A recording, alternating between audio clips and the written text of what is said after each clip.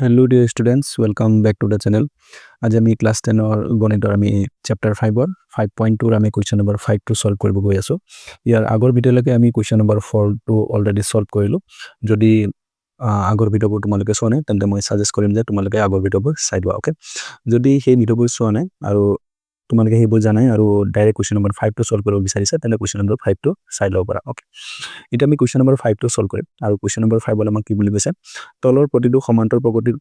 পদৰ সংখ্যা নিৰ্ণয় কৰা পদৰ সংখ্যা অৰ্থাৎ আমি কি উলিয়াব লাগে n উলিয়াব লাগে, ওকে? বহুত সহজ আমাক সমান্তৰ প্ৰকৃতিৰ 5 or 1 2 দিয়া আছে এটা সমান্তৰ প্ৰকৃতি দিয়া আছে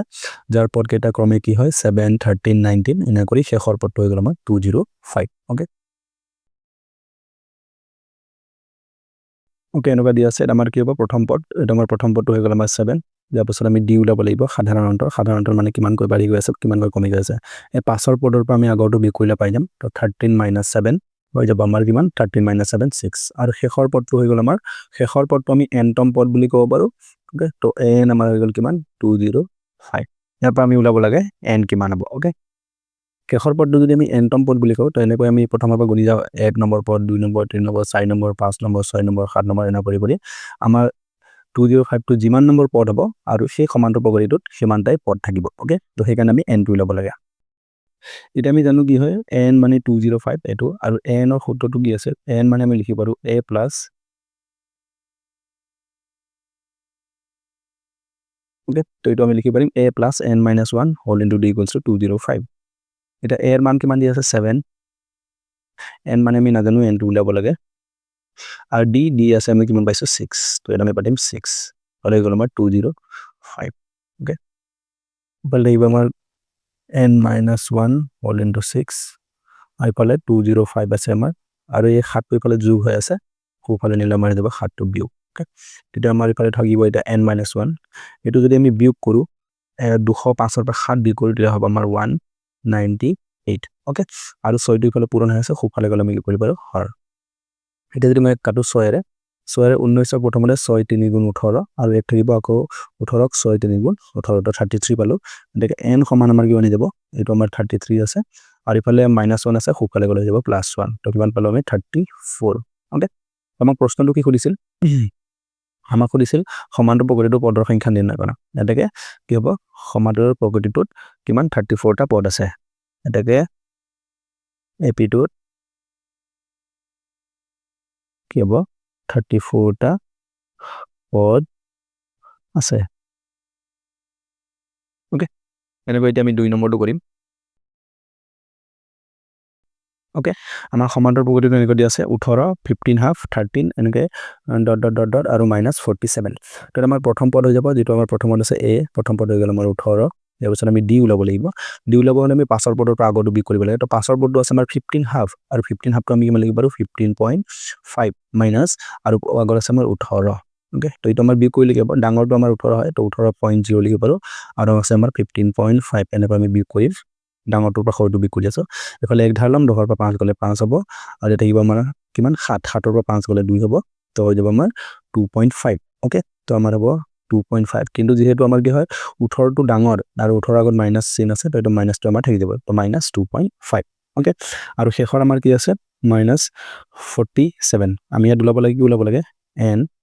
পদৰ সংখ্যা উলাব লাগে n আৰু আমাৰ কি হয় শেষৰটো n আমি নাজানো কিমান তম পদ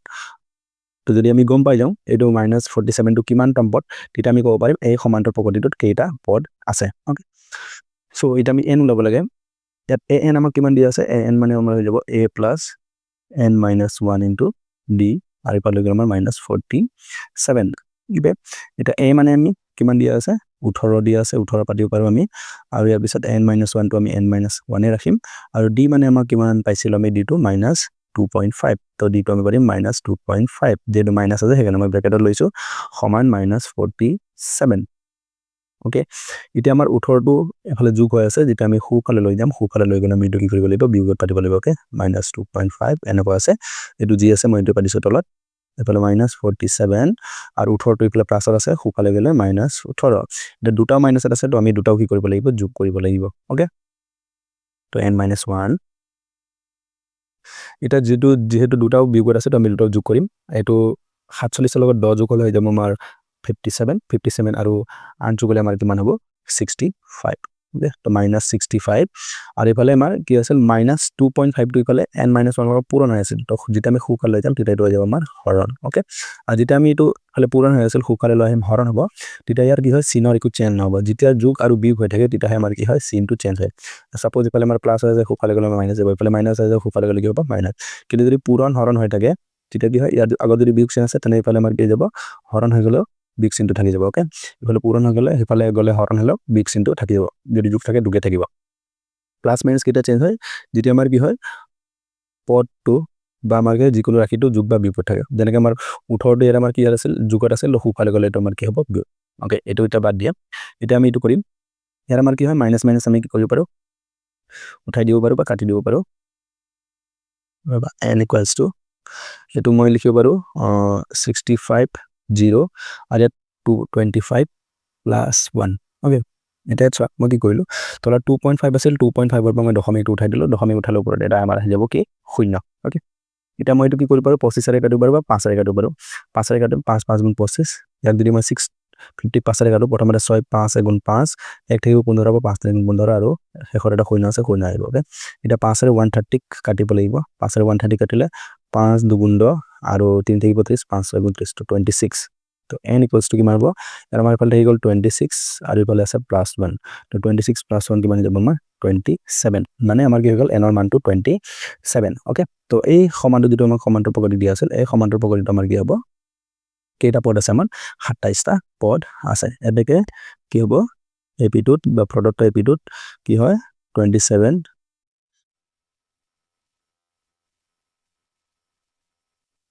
27টা পদ আছে ওকে সো আজিৰ ভিডিঅ'ৰ কাৰণে মানে ইয়াৰ নেক্সট ভিডিঅ'ত আমি ইয়াৰ নেক্সট প্ৰশ্ন 6 নম্বৰটো সলভ কৰিম